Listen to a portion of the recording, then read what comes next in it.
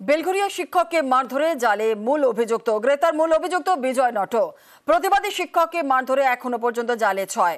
সাত সকালে বাড়ির কাছে মদের আসর বসেছিল। প্রতিবাদ করে আক্রান্ত হয়েছিলেন শিক্ষক। বেলঘরিয়া সেই শিক্ষককে মারধরে জালে মূল অভিযুক্ত গ্রেপ্তার মূল অভিযুক্ত বিজয় নট। প্রতিবাদী শিক্ষককে মারধরে এখনো পর্যন্ত জালে 6।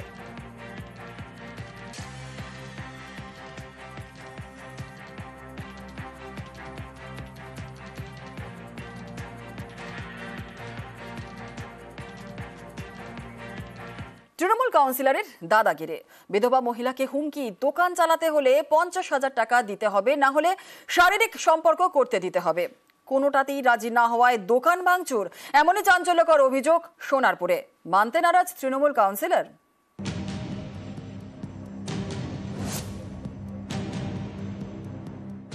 দক্ষিণ 24 পরগনার রাজপুর সোনারপুর পুরসভার 11 নম্বর ওয়ার্ড ঘাসিয়াড়া। এখানেই বড় রাস্তার ধারে জামা কাপড়ের দোকান চালান এই মহিলা।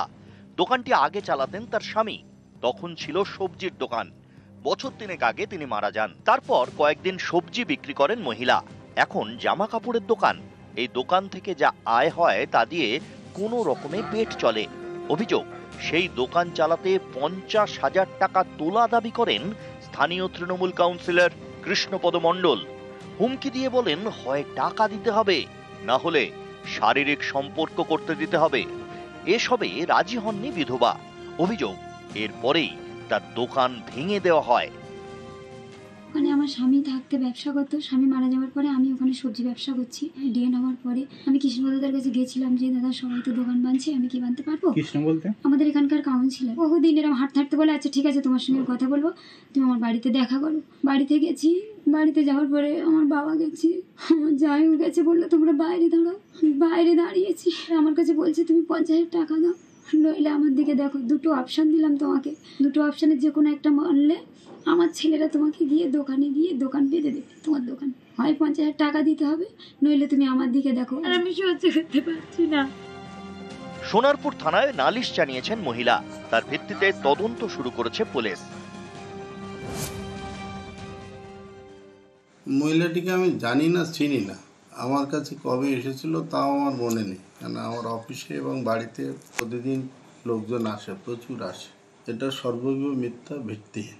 আইনের পথে চলুক, আমি চাই এর সত্য উদ্ঘাটন হোক। ও যেটা বলেছে সেটা সর্বৈব মিথ্যা। ওকে আমি চিনি না, জানি না, তা আমি টাকা চাইবো কি আর এইসব উল্টোপাল্টা প্রস্তাবও বা কী দেবো বুঝতেই পারছি না। মেয়েটা এরকম কেন করলো? আমি দৃঢ় বিশ্বাস এর পেছনে বিরোধী রাজনৈতিক দলের গভীর চক্রান্ত আছে। দক্ষিণ 24 পরগনা থেকে অর্পণ মণ্ডল, নিউজ 18 বাংলা। এবার আরো এক তোলাবাজের খবর। জীবন বীমার 15 লক্ষ টাকা পেয়েছে একটি পরিবার। তার থেকে 2 লক্ষ টাকা কাটমানি দিতে হবে তৃণমূলের বুথ সভাপতিকে। এমনই চাঞ্চল্যকর অভিযোগ মিনা খায়। মানতে নারাজ বুথ সভাপতি।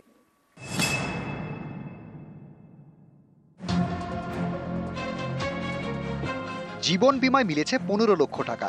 এর থেকে 2 লক্ষ টাকা কাটমানি দিতে হবে তৃণমূলের বুথ সভাপতিকে। এই মর্মে থানায় অভিযোগ জানিয়েছে মিনাখার এক পরিবার। উত্তর 24 পরগনার মিনাখা। এখানকার বগুড়হুলার বাসিন্দা রবি ভূঁইয়া 2019 সালে গাড়ি দুর্ঘটনায় মারা যান। 6 বছর পর তাঁর জীবন বীমার টাকা পেয়েছে পরিবার। তাদের অভিযোগ, জীবন বীমা থেকে পাওয়া 15 লক্ষ টাকা থেকে 2 লক্ষ টাকা কাটমানি চেয়েছেন বিশ্বজিৎ মণ্ডল, যিনি বগুড়হুলার তৃণমূল বুথ সভাপতি। টাকা না দেওয়ায় খুনের হুমকি দেওয়া হয়েছে বলে অভিযোগ। পরিবারের দাবি, আতঙ্কে তারা ঘর ছাড়া, আত্মীয়র বাড়িতে গিয়ে থাকতে হচ্ছে।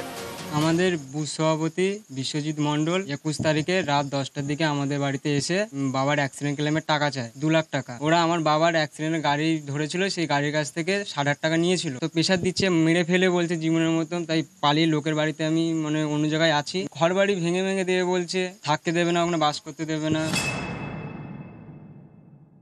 এই ধরনের কমপ্লেন হতে আমাদের বড়বাবু ডাক করে, আমরা সমস্ত ওই বাড়ির পরিবার ওরা সবাই গেছিল, আমিও উপস্থিত হয়েছিলাম।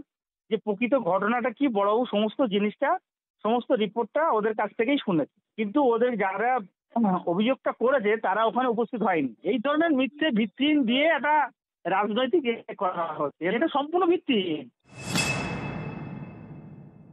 ভূঁইয়া যখন মারা যান, পার্শ্ববর্তী একটা জায়গা থেকে সমবায় থেকে এই কেস কাবারি বা ক্লেমের জন্য উনি একটা টাকা লোন করেছিলেন। আজকের ডেটে রবি ভুইয়া তার ক্লেম করার জন্য যে টাকা পাওয়া উচিত 10 লক্ষ টাকার মতো পেয়ে গেছে। তাহলে যে সমবায় টাকাটা লোন দিয়েছে সে সমবায় টাকাটা ফেরত চাইছে। ওনার যিনি রিলেটিভ আছেন মিস্টার ভুইয়ার, ওনার বিরুদ্ধে পাল্টা এফআইআর হয়েছে। উত্তর 24 পরগনা থেকে অনুপম সাহা, নিউজ 18 বাংলা।